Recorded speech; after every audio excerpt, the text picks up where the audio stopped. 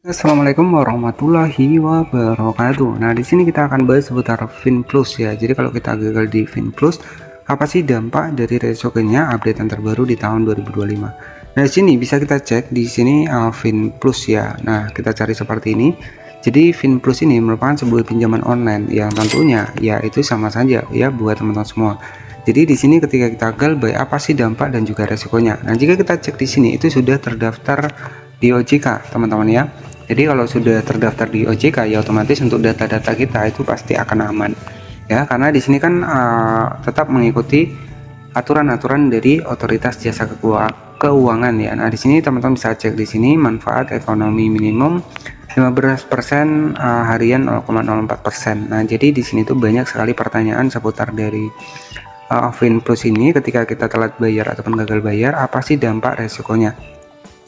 Nah, jadi jika kita cek untuk ratingnya sendiri, ya di sini tuh banyak yang memberikan bintang 5 ya. Oke, nah itu ketika mungkin ya ini rata-rata yang pengajuan pinjamannya mungkin cepat ya. Karena di sini jika kita cek mereka memberikan bintang 5 seperti ini. Tapi di sini ya itu kalau kita versi pinjaman nih. Tapi kalau kita sudah versi galbay, nah itu apa saja sih untuk resikonya? Jadi ya biasanya seperti biasa ya. Untuk ketika kita gagal bayar di FinPlus ini, yaitu yang pertama kita akan mendapatkan untuk SMS ya. Jika kita cek di sini itu untuk pilihan bank pembayaran Mandiri, BNI, Alfamart ya, jadi seperti itu.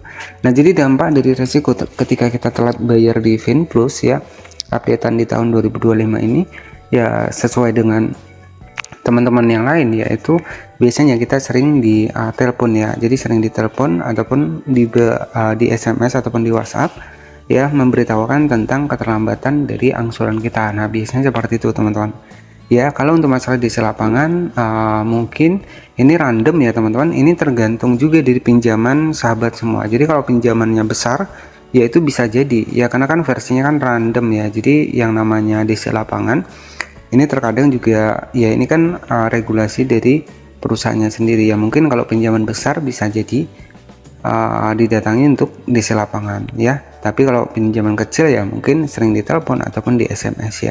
Tapi kalau saran saya buat teman-teman yang sudah terjebak di FinPlus seperti ini, kalau ada biaya ataupun ada dana ya itu lebih baik dilunasin. Jadi agar kita juga tenang ya, pokoknya hidup kita bisa tenang, kita terbebas dari pinjol. Jadi seperti itu. Jadi ya kalau memang ada biaya ya dilunasin ya, daripada kita ditelepon, kita di SMS terus. Jadi seperti itu. Jadi kan ujung-ujungnya kita pun mau kerja pun jadinya nggak semangat ya teman-teman, kalau terkadang beberapa itu banyak nomor yang masuk, banyak yang WA ya, ataupun mengirimkan untuk data-data angsuran pembayaran yang belum dibayarkan.